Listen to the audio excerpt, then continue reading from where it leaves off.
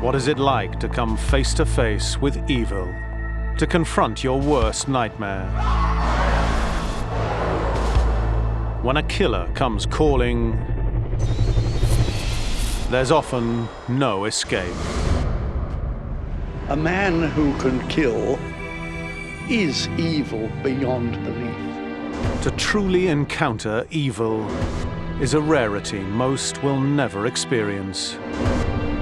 I believe in evil, and I've experienced people that are evil. But for those unfortunate few who do, and survive to tell the tale, the mental scars often never heal. I couldn't breathe, my eyes felt bulging, all I could see was his face on my face, and he was just staring into my eyes. We meet the men and women whose lives have been forever altered by their brush with the beasts who live among us. This is Encounters with Evil.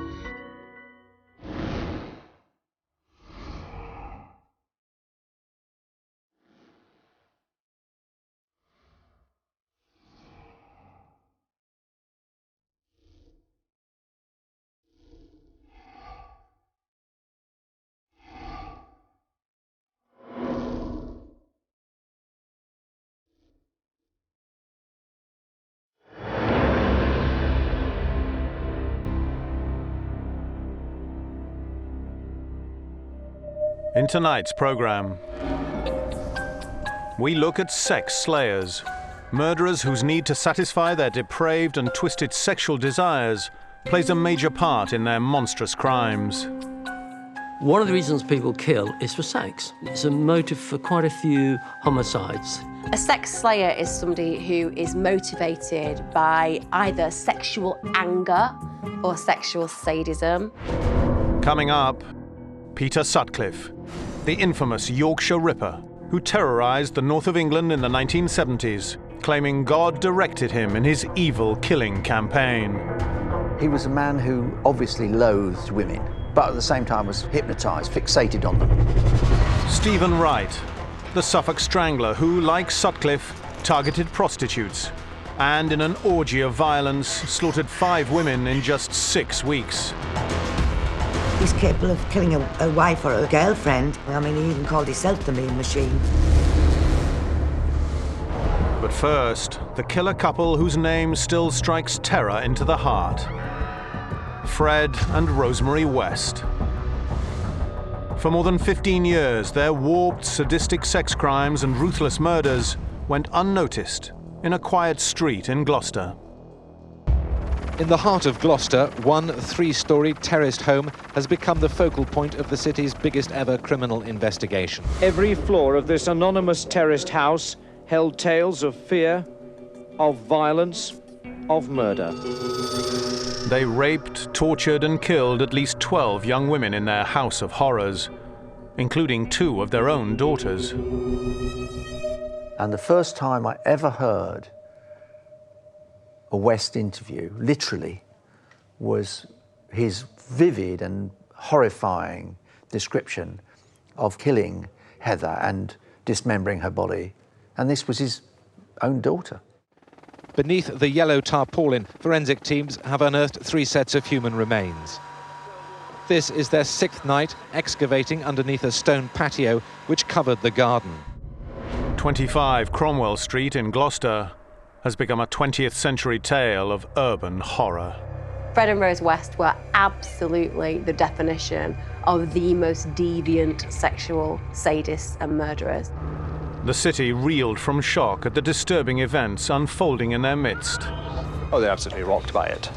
It has, I think, taken them absolutely aback.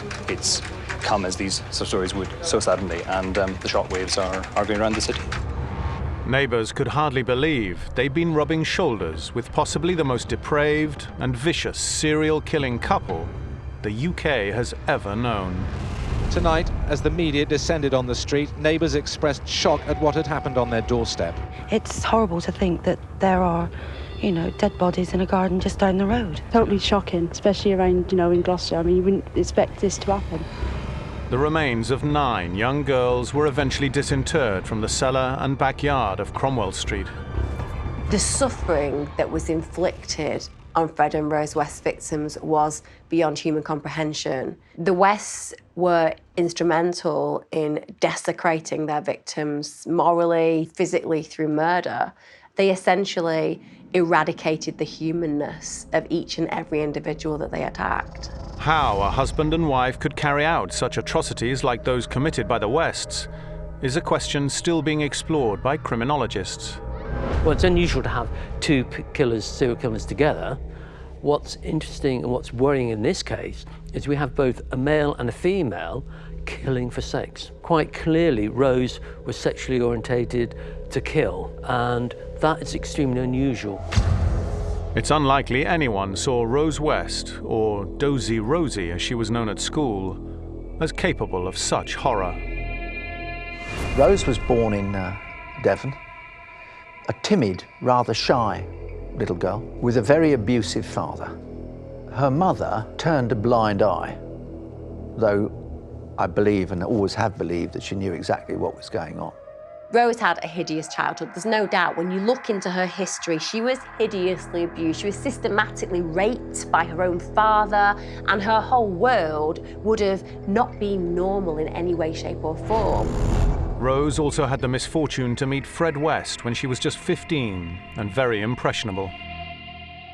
I'm always a bit hesitant about using the phrase groomed by her father, but there's no doubt that Rose's dad did not give her a moral compass to help her through her adult years.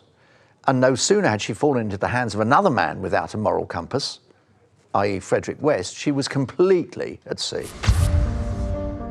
Fred's early life was, if possible, even more dysfunctional than Rose's. Son of a farm labourer who had an appetite for, I'm sure, bestiality with animals, particularly pigs. I believe that Fred was introduced into the family business, if you like. Walter West, his father, I'm sure abused children. I'm sure took advantage of any local girl.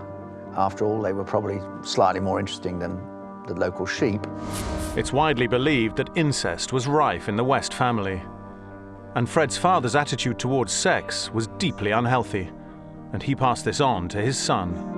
He had a very disturbed sexual history in the sense that he claims his father said, basically, do what you want and don't get caught, which is hardly the right attitude to set for your son. Being brought up with such a confused mentality by somebody who's meant to be your role model, particularly for somebody like Fred, you know, he certainly would have been influenced by that kind of messaging.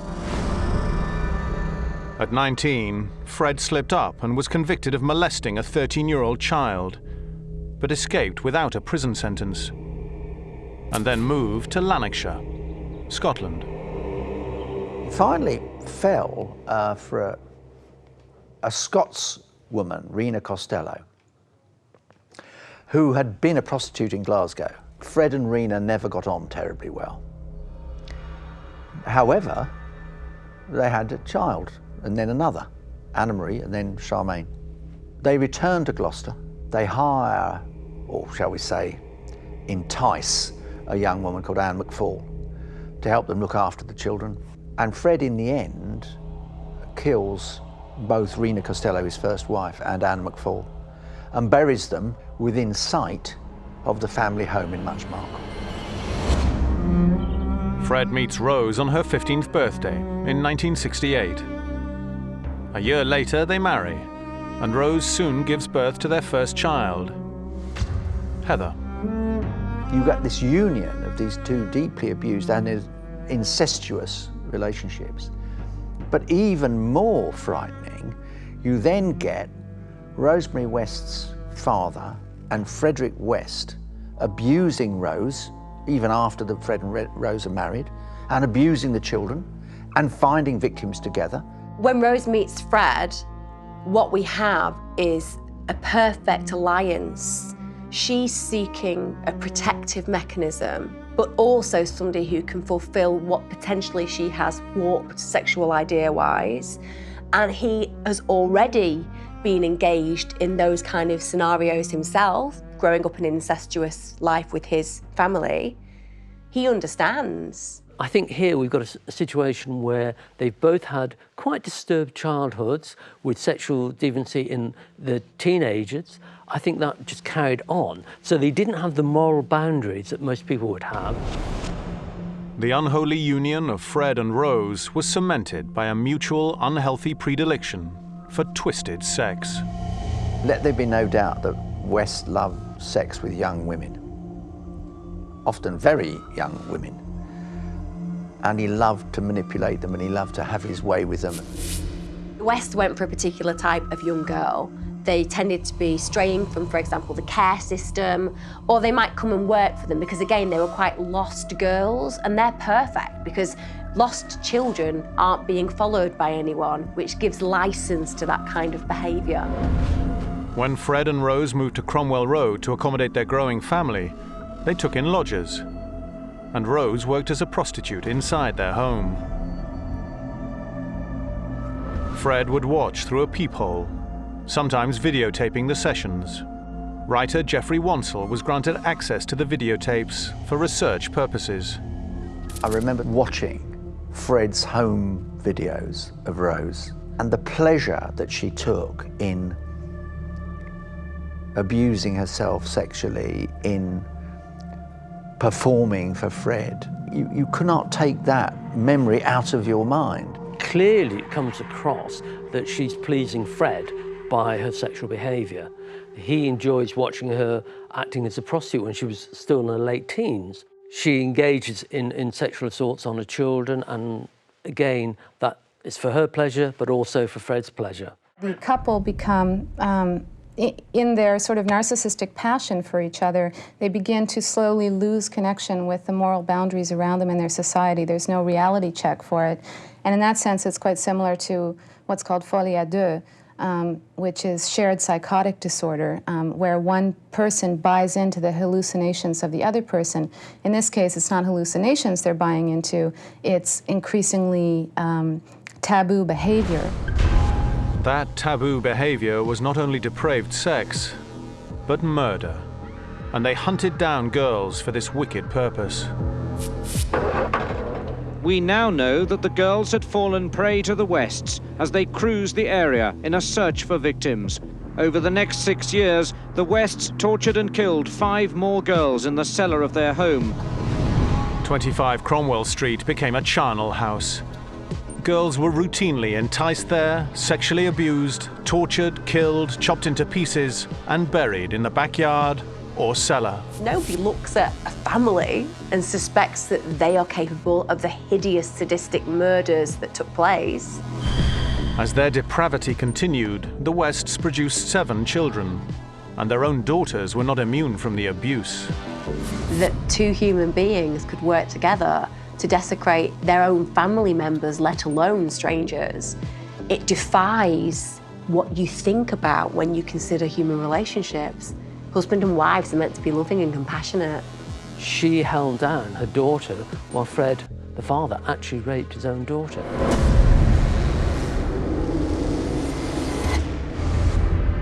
In May 1992, Fred West filmed himself raping his daughter, Heather. Heather then made the fatal mistake of telling friends at school. She starts to tell her friends, and whilst nothing happens, it creates a warning for Fred and Rose. You know, Heather is a loose cannon. Heather signs her death warrant by telling anybody about the abuse. It's very hard to believe that the Wests literally get away with murder for over 20 years.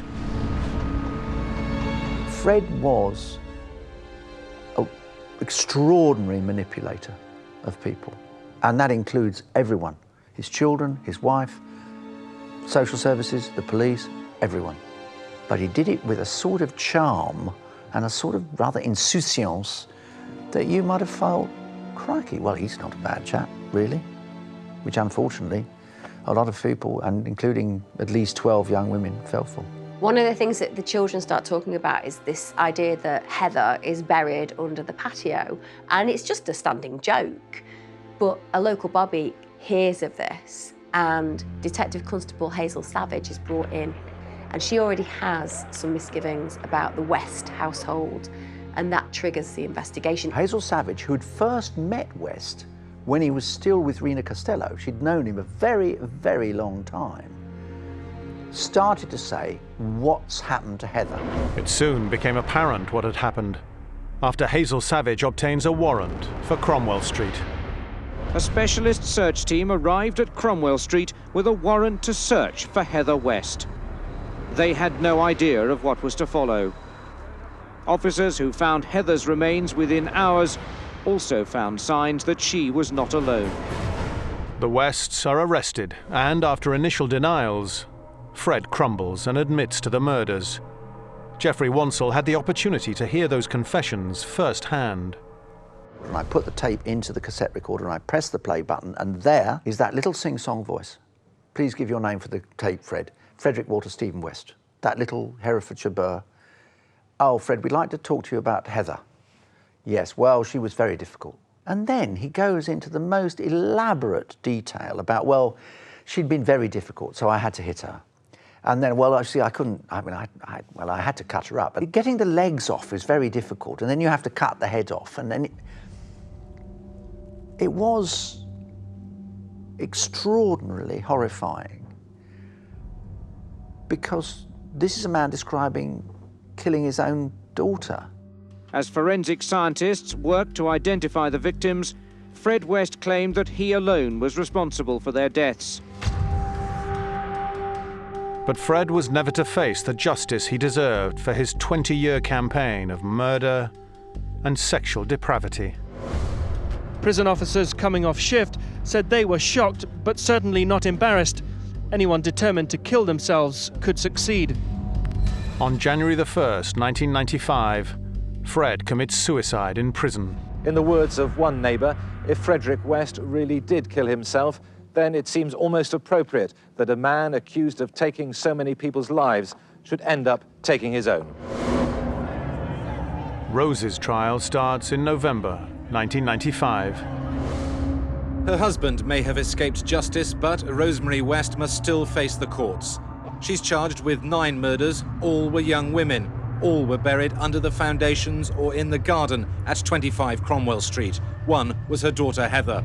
Unlike Fred, Rose never confessed to any of the murders. I went to the trial and I was fascinated by her in the sense that she sat in the dock, absolute straight-faced, looking at the jury, looking at the judge. She gave no emotions at all. I don't believe that Rose started out as an evil person. I believe that she became wicked because of the effect of her father and the effect of Frederick West. She did many, many evil things, but I don't think she was intrinsically sociopathic. Were they evil? No, they weren't born evil, but certainly life made them very disturbed people in many ways. They were mentally disturbed in the sense that their values, their boundaries were so out of context with the rest of society. A verdict has been reached, a jury discharged. But for 8 weeks, audiences around the world have been gripped by the drama unfolding in Winchester's Court Number 3. Rosemary West is one of only 3 British women to receive a whole life tariff. She will never be released. Fred and Rose West didn't see their victims as people. They were just sexual objects. They were pleasure givers. They were the vessels that they required. It's that partnership of evil that is so powerful. For one member of the abused West family, the verdict offered some kind of closure. At the end of last week, Fred West's daughter Anne-Marie was given a last chance to look around the building. I felt that I needed to visit the house for one last time to help me lay it to rest, really. As I was going down the stairs, I could feel, almost taste, the fear. Our next sexual serial killer went on a frenzied spree of murder in 2006, slaying 5 prostitutes in Ipswich in just 6 short weeks. From the start of this investigation, detectives said the answers they were looking for would probably be found here in the red light district. That's why they'll continue looking for witnesses here, among the prostitutes, their clients, and others who simply pass through the area. We're going inside the house of a serial killer. 79 London Road, once just an ordinary semi, now an address on a dark map of dreadful crimes which will never be forgotten. Just the day-to-day debris of a busy home, a cluttered kitchen, a fry-up, possibly his last home-cooked breakfast. Only the grey fingerprint dust left by the forensic team tells you this is a crime scene. Perhaps the most terrifying thing about the man dubbed the Suffolk Strangler is just how normal he seemed to those who knew him. We've been on holiday with Steve. We took him back to south of Ireland, Belfast, for some friends and family. You know, it's a total shock, really, because the thing is, he seemed very, very quiet, unobtrusive. Nice guy, well, very clean cut, well presented. He was a man hiding in plain sight. That was how he managed it.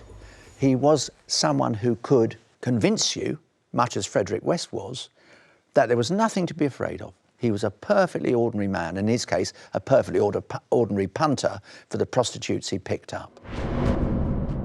This regular punter was a man called Steve Wright. Of his 5 victims, he'd known 3 of them and picked them up on a number of occasions. But hidden beneath the facade of normality Steve Wright maintained lay something very dark indeed. Stephen Wright was clearly psychopathic.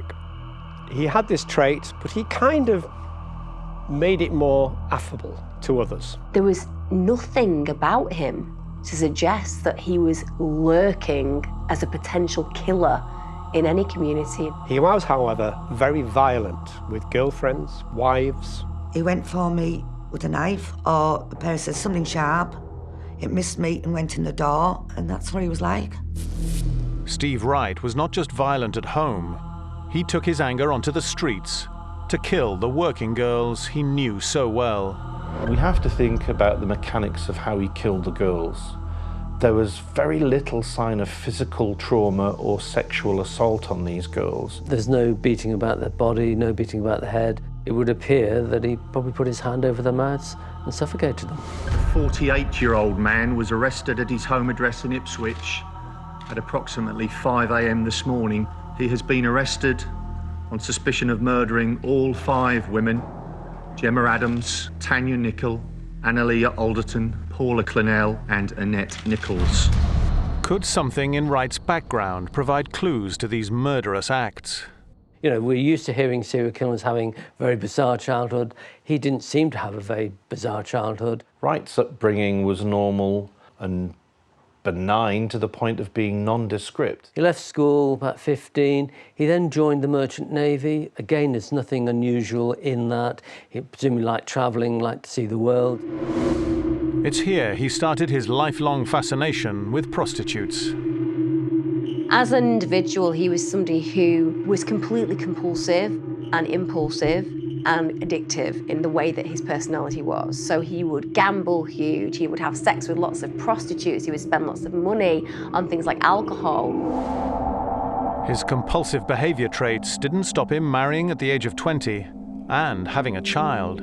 The marriage didn't last, and besides, by this time, Wright had started what was to become a lifelong addiction to drink, gambling, and prostitutes. Could have been an individual who had what some experts could say is an addictive personality. So because Wright's life was so bland and dull and there was nothing of interest, nothing of any great magnitude for him to attach himself to, he filled the gaps with his addictions. After leaving the Merchant Navy, Wright worked as a lorry driver and a publican and had a second child, a daughter. At the age of 29, he married again, second time, but that lasted less than a year. But at that point, he was running a pub in Norwich. Second wife, Diane Cole, lived with Wright in the Ferryboat pub. Their marriage was short-lived because Wright's behaviour was so abusive. He never stayed in. He was out all the time on it, every night. It's all very well people saying, oh, you should have just got away from it. It's not that easy. When you've got a control freak around, you've got nothing for yourself. You're humiliated. It's a terrible situation to be in. I would have said he's capable of killing a wife or a girlfriend in a temper. I mean, he even called himself the mean machine. The swift unravelling of Wright's murderous spree came with the discovery of the first body of a young woman on the 2nd of December 2006. The body was later identified as Gemma Adams. That's shocking, you know. She didn't deserve it. It does, that makes me feel sick. Are you worried that a similar thing could happen to you? Well, it could happen to anyone. Paula Clennell went on to be Wright's final victim. He was comfortable with prostitutes and the working girls were comfortable with him, which is quite important because they didn't see him as a threat because he was well known to them. Discreetly shielded by a line of police officers in their vehicles, the body of a young woman is recovered from a brook in the countryside just outside Ipswich. For the second time in less than a week, the grim sight of an ambulance taking away a dead girl whose naked body had somehow ended up in a stream. While reports of discovered bodies mounted, Wright maintained a normal life. In a newspaper interview, his then partner Pamela says they watched news of the girls' bodies being discovered together. There is this huge myth that you can spot a serial killer, that they look a certain way. But the truth is that they're your neighbours. They're the teacher at your local school. They have a mask of normality, and those masks are so secure and are almost infallible that it takes a great deal for them to slip. They can compartmentalise their lives so that all of the horror and the evil that happens in the killing doesn't leach out or bleed into their domestic side. They're able to keep this appearance of normality when it's needed. And that's clearly what I think Wright was doing here. He had his domestic life, he had his work life, and he had his killing life, and they didn't leak into each other. CCTV footage actually captured Wright prowling the red light district in his blue Mondeo. But despite being stopped twice by police for questioning, he aroused no suspicions. The Suffolk Stranglers' campaign of killing prostitutes leaves the red light district of Ipswich almost empty of working girls. At a time of night when you would expect this main strip to be busy, it seems that the town's working girls have taken heed of the police's warnings and are staying at home. But the fear has spread beyond these streets. The killing continues until police isolate a sample of DNA.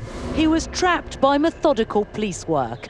Officers arrested the 49-year-old when DNA found on the last 3 victims matched a sample taken from Wright following his conviction for theft a few years earlier. I don't think he expected to get away with it for long. He didn't leave a cooling off period between the kills. He knew that the police were looking for a murderer. He knew that the police were warning working girls. He still took incredible risks. His speed of killing within a week or so of each one, that is unusual, and all the odds were against him. There was so much police attention, yet he was arrogant enough to carry on doing it, or driven. Throughout his police interrogation, Wright maintained his silence. We've got the last girl to go missing with your DNA and the one before with your DNA. Both on their naked bodies.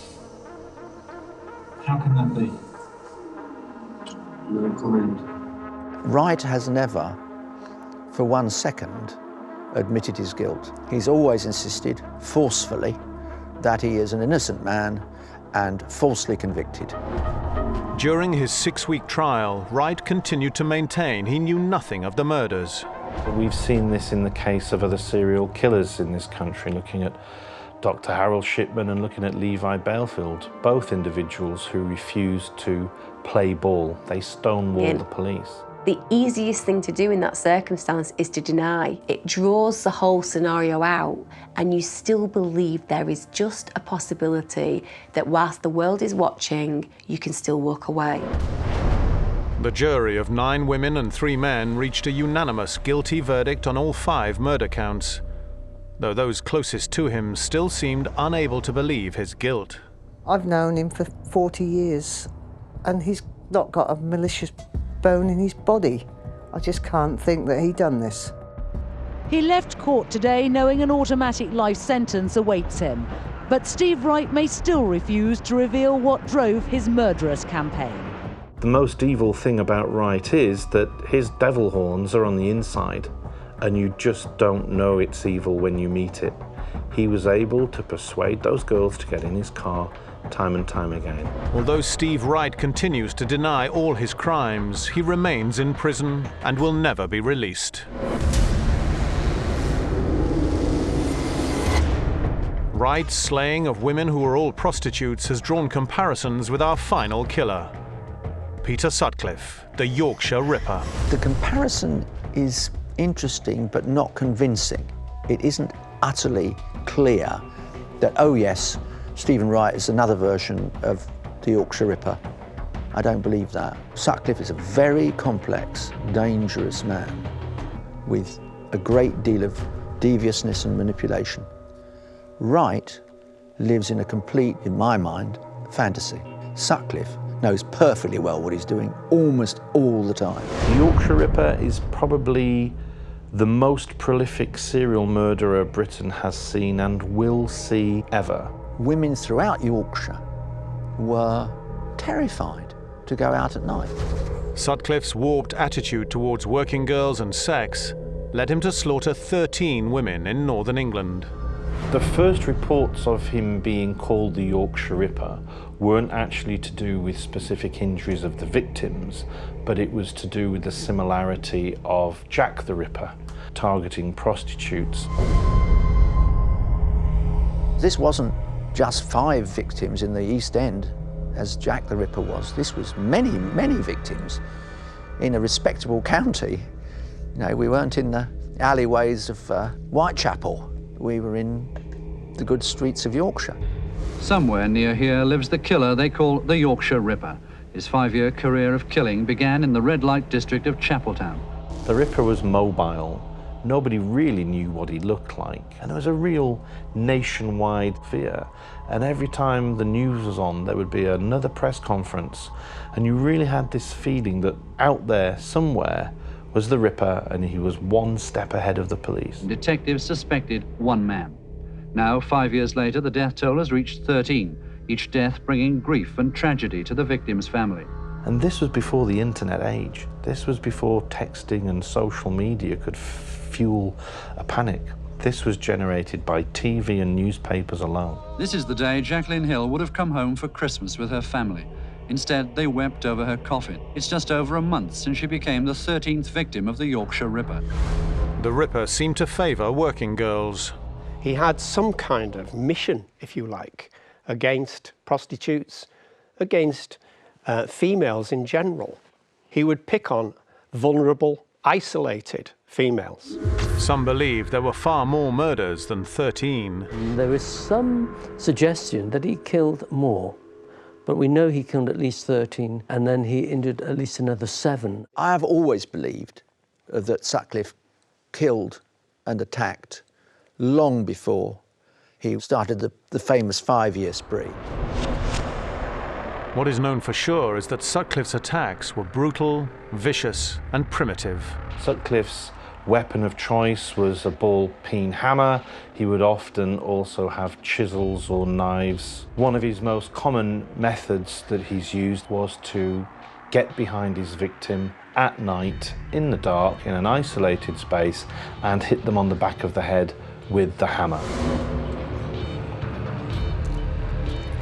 He would then use a utensil, such as a screwdriver or a knife that's very long. He would disembowel them. He would do various things with their intestines, and some of the injuries that he actually did inflict, ultimately, are not generally reported. On many of his attacks, Sutcliffe wore a modified pair of overalls. These were overall trousers that he wore, which had the crotch cut out, which meant that he could have sex with a victim at very short notice without having to take off his trousers and his underwear. What is far less knowable is the motivation of Sutcliffe. How could any human be capable of such sustained barbarism?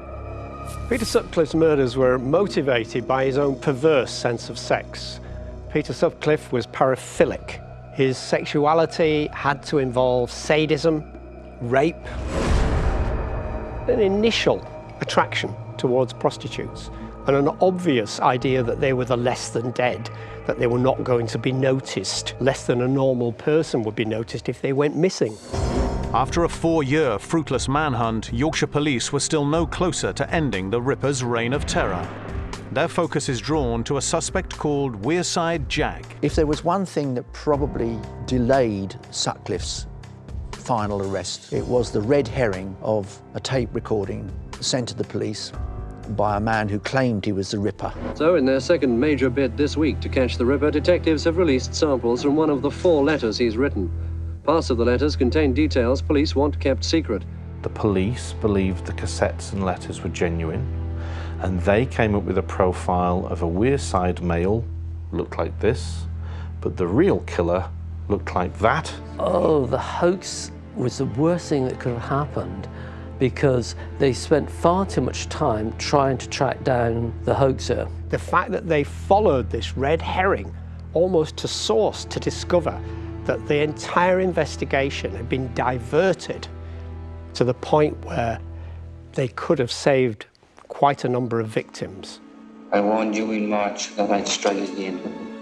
I reckon your boys are letting you down, George. We know now that we are definitely looking for a man who originated in the northeast, and have even been able to localise it down to the Sunderland area. On the occasions that Sutcliffe himself was stopped in the red light district, police officers didn't pay him much attention because he didn't have a Wearside accent, he had a Yorkshire accent, and he was able to go.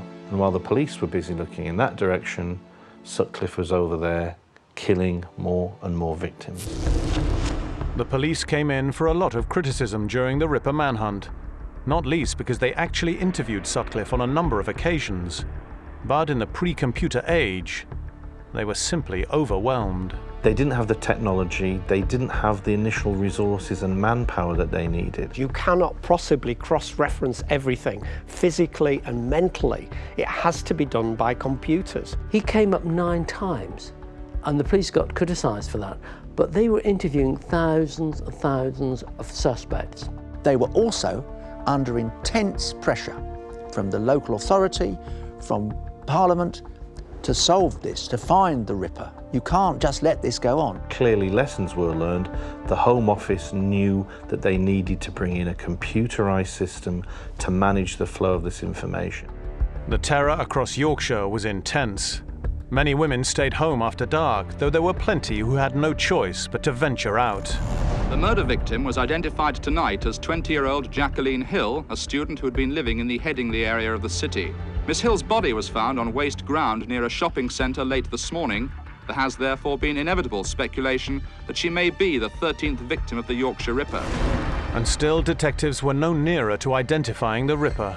Even those closest to Sutcliffe had no idea. People at work thought he was chatty, thought he was Jack the Lad. He wasn't seen as being an abnormal loner. He wasn't seen as being a weirdo or someone strange. Nobody suspected him. He was a very accomplished liar, a very accomplished manipulator of the police, and a very accomplished manipulator of women, including, I suspect, his wife Sonia. It's perfectly reasonable to believe that Sutcliffe had no idea what her husband was doing, because he had a job where he moved around a lot, where he was driving around a lot, and there was no mobile phone for him to keep in touch. Finally, after thousands of police hours spent on one of the biggest manhunts ever seen, after the years of fear, of dead ends, of hoaxes, Peter Sutcliffe was apprehended in the most mundane circumstance. The police only caught him by chance. He was in a car with fake number plates. They phoned the control room says, yes, the car's stolen. They realise that false number plates have been put on it. And he had a working girl with him in the car. They got him out for a chat, and Sutcliffe said, I need to go and take a leak. And he went over to take a wee behind a bin, and while he was there, he ditched his hammer and a chisel. And it was only because that police officer afterwards thought, I let him out of my sight for 2 minutes. And the police officer went back behind the bin and found the stuff Sutcliffe had dumped. Sutcliffe was subsequently taken to the West Yorkshire Police headquarters. After 2 days of intense questioning, he suddenly declared he was the Ripper. There was no way he could deny the crimes. He would be tied to them forensically very easily. I think he'd got to the point when he knew, one way or another, even subliminally, that he was very unlikely to get away with it again, and let's deal with it now. And so he rapidly, and I do mean very rapidly, within about 24 hours, starts what became the most extraordinary series of confessions to 13 murders and 7 attempted murders of women. Almost chapter and verse. He admitted his guilt, of course, with diminished responsibility, and that's where the element of psychiatry and the law would clash. How much of Sutcliffe was responsible for what he did and how much was not responsible. Several weeks after confessing to the murders, Sutcliffe claimed that he heard the voice of God telling him to rid the world of harlots. Sutcliffe said today that his mission to kill began here, Bingley Cemetery, where as a teenager he worked as a gravedigger. It was something I felt was wonderful. I believed then and now that it was the voice of God. I was standing in an open grave, taking a rest from digging. I heard a voice similar to a human voice, but with the words mixed up. In the years to come, Sutcliffe claims to have received hundreds of messages urging him to continue killing. One of the things that you would have is, in schizophrenia, you would expect to have hallucinations and command hallucinations, some voice in your head telling you to go and do something. His claim to have slaughtered women for God at his trial raised a huge question mark about his sanity. He suddenly started to argue that, oh, far from being a bad person, he was a mad person.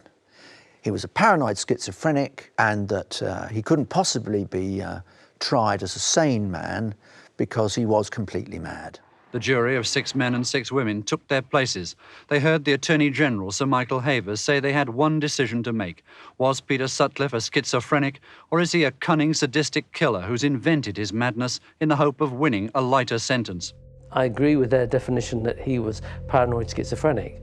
I've been fortunate enough to talk to 3 out of the 4 psychiatrists that interviewed him, and they all 4 of them agreed that he was a paranoid schizophrenic. We do need to remember that psychiatry is not an exact science. There's an element of subjective opinion in diagnoses. He clearly wasn't normal, wasn't healthy, but back in the 70s, paranoid schizophrenia was a go-to diagnosis. A modern-day Sutcliffe would be diagnosed as having some kind of psychopathic personality disorder. The problem is, says the Attorney General, that none of this was told by Sutcliffe to the police in a very lengthy interview he gave them. He simply said, I have these urges to kill. This could be believed, this could be dismissed. Unfortunately, many killers go for this kind of defense, the idea that for every kind of crooked act, there is a crooked molecule within my brain, so it is not my fault.